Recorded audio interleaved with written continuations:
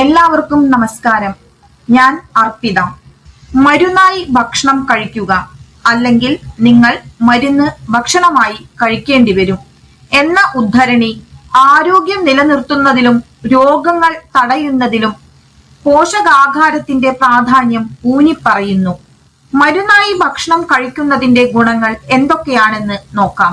മുഴുവൻ ഭക്ഷണങ്ങളാൽ സമ്പന്നമായ ഒരു സമീകൃത ആഹാരം ദിവസവും കഴിച്ചാൽ പ്രമേഹം, ഹൃദ്രോഗം, ചില അർബുദങ്ങൾ തുടങ്ങിയ വിട്ടുമാറാത്ത രോഗങ്ങളെ തടയാൻ സഹായിക്കും.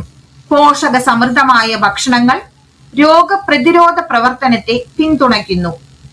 രോഗങ്ങളുടെയും അണുബാധകളുടെയും സാധ്യത കുറയ്ക്കുന്നു.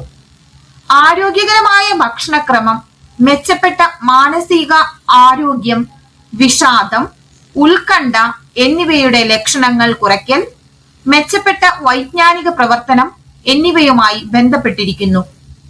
പോഷക സമൃദ്ധമായ ഭക്ഷണങ്ങൾ കഴിക്കുന്നത് ആരോഗ്യകരമായ ഭാരം നിലനിർത്താൻ സഹായിക്കുന്നു. പൊണ്ണത്തടിയുമായി ബന്ധപ്പെട്ട രോഗങ്ങളുടെ സാധ്യത കുറയ്ക്കുന്നു.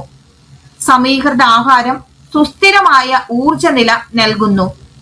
ക്ഷീണം കുറയ്ക്കുന്നു. മൊത്തത്തിലുള്ള ക്ഷേമം മെച്ചപ്പെടുത്തുന്നു. ഔഷധമായി ഭക്ഷണം കഴിക്കുന്നതിന്റെ പ്രധാന തത്വങ്ങൾ എന്തൊക്കെയാണെന്ന് നോക്കാം. പഴങ്ങൾ, പച്ചക്കറികൾ, ധാന്യങ്ങൾ, ലീൻ പ്രോട്ടീനുകൾ, ആരോഗ്യകരമായ കൊഴുപ്പുകൾ തുടങ്ങിയ സംസ്കരിച്ചിട്ടില്ലാത്തതും പൂർണവുമായ ഭക്ഷണങ്ങൾക്ക് മുൻഗണന നൽകുക. പോഷകങ്ങളുടെ വിശാലമായ ഉപഭോഗം ഉറപ്പാക്കാൻ നിങ്ങളുടെ ഭക്ഷണത്തിൽ വിവിധ വർണ്ണാഭങ്ങളായ പഴങ്ങളും പച്ചക്കറികളും ഉൾപ്പെടുത്തുക. മൊത്തത്തിലുള്ള ആരോഗ്യത്തെ പിന്തുണയ്ക്കുന്നതിന് ദിവസം മുഴുവൻ ധാരാളം വെള്ളം കുടിക്കുക.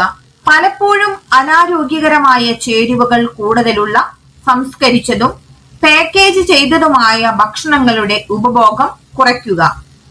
നിങ്ങൾ തൃപ്തരാകുന്നത് വരെ കഴിക്കുക. സ്റ്റഫ് ചെയ്യരുത്. വിളമ്പുന്ന വലിപ്പങ്ങളിൽ മാത്രം ശ്രദ്ധ ചെലുത്തുക. ഔഷധമായി ഭക്ഷണം കഴിക്കാത്തതിന്റെ അനന്തരഫലങ്ങൾ എന്തൊക്കെയാണെന്ന് നമുക്ക് നോക്കാം. അവശ്യ പോഷകങ്ങളുടെ അഭാവമുള്ള ഭക്ഷണക്രമം വിട്ടുമാറാത്ത രോഗങ്ങളുടെ സാധ്യത വർദ്ധിപ്പിക്കും. ഒരു മോശം ഭക്ഷണക്രമം രോഗപ്രതിരോധ സംവിധാനത്തെ ദുർബലപ്പെടുത്തുകയും നിങ്ങളെ രോഗങ്ങൾക്ക് കൂടുതൽ ഇരയാക്കുകയും ചെയ്യും.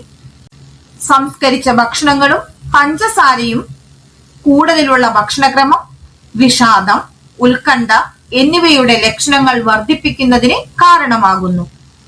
അനാരോഗ്യകരമായ ഭക്ഷണക്രമം കൂടുതലുള്ള ഭക്ഷണക്രമം ശരീരഭാരം വർദ്ധിപ്പിക്കുന്നതിനും പൊണ്ണത്തടിയുമായി ബന്ധപ്പെട്ട ആരോഗ്യ പ്രശ്നങ്ങൾക്കും കാരണമാകും.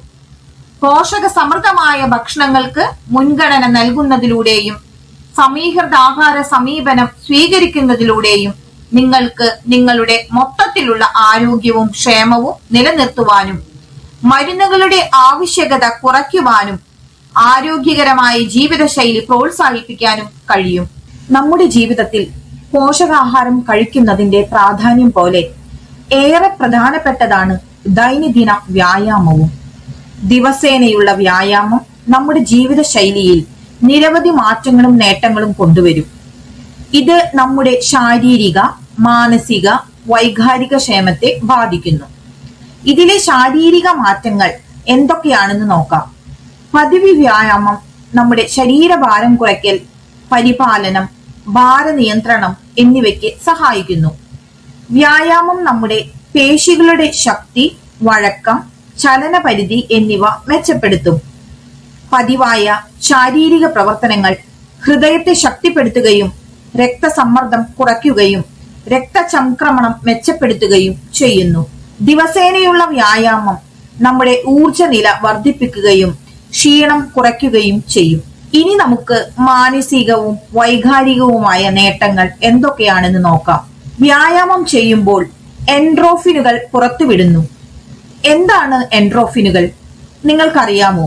അതായത് വേദന സംഹാരികളായും മാനസികാവസ്ഥ വർദ്ധിപ്പിക്കുന്നതായും പ്രവർത്തിക്കുവാൻ ശരീരം ഉൽപ്പാദിപ്പിക്കുന്ന പ്രകൃതിദത്ത രാസവസ്തുക്കളാണ് എൻഡ്രോഫിനുകൾ. പലപ്പോഴും സുഖകരമായ ഹോർമോണുകൾ എന്നറിയപ്പെടുന്ന എൻട്രോഫിനുകൾ വിവിധ ഉത്തേജകങ്ങൾക്കുള്ള പ്രതികരണമായി പുറത്തുവിടുന്നു. നമ്മൾ വ്യായാമം ചെയ്യുമ്പോൾ ഇത് നമ്മുടെ സമ്മർദ്ദം, ഉത്കണ്ഠ, വിഷാദം എന്നിവ ലഘൂകരിക്കുവാൻ സഹായിക്കും. ശാരീരിക പ്രവർത്തനങ്ങൾ ചെയ്യുമ്പോൾ നമ്മുടെ മാനസികാവസ്ഥ വർദ്ധിപ്പിക്കുകയും വിഷാദത്തിന്റെ ലക്ഷണങ്ങൾ കുറയ്ക്കുകയും മൊത്തത്തിലുള്ള മാനസിക ക്ഷേമം വർദ്ധിപ്പിക്കുകയും ചെയ്യും. പതിവ് വ്യായാമം ശരീരപ്രതിച്ഛായ, ആത്മവിശ്വാസം, ആത്മാഭിമാനം എന്നിവ മെച്ചപ്പെടുത്തും.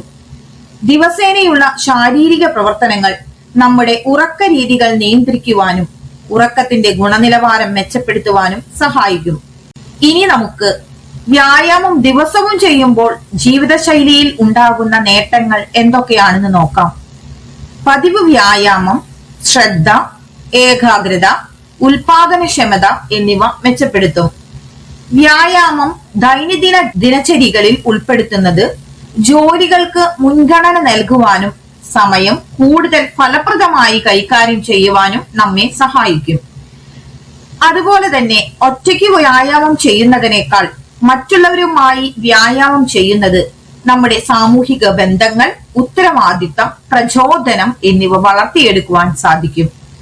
ദൈനംദിന വ്യായാമം പ്രമേഹം, ഹൃദ്രോഗം, ചില അർബുദങ്ങൾ തുടങ്ങിയ വിട്ടുവീഴ്ചയില്ലാത്ത രോഗങ്ങളുടെ സാധ്യതയും കുറയ്ക്കും. നിങ്ങൾ ദിവസേന വ്യായാമം ചെയ്യാനുള്ള നുറുങ്ങുകൾ എന്തൊക്കെയാണെന്ന് ഞാൻ പറഞ്ഞു തരാം. ആദ്യം വ്യായാമം ചെയ്യുമ്പോൾ ചെറുതായിട്ട് ആരംഭിക്കുക. ചെറുതും കൈകാര്യം ചെയ്യുന്നതുമായ സെക്ഷനുകൾ, അതായത് 20-30 മിനിറ്റ് ആരംഭിച്ച് ക്രമേണ ദൈർഘ്യം, തീവ്രതയും നിങ്ങൾക്ക് വർദ്ധിപ്പിക്കാവുന്നതാണ്. നിങ്ങൾ ഇഷ്ടപ്പെടുന്ന അല്ലെങ്കിൽ ആസ്വദിച്ച് ചെയ്യാവുന്ന പ്രവർത്തനങ്ങൾ നിങ്ങൾ കണ്ടെത്തുക.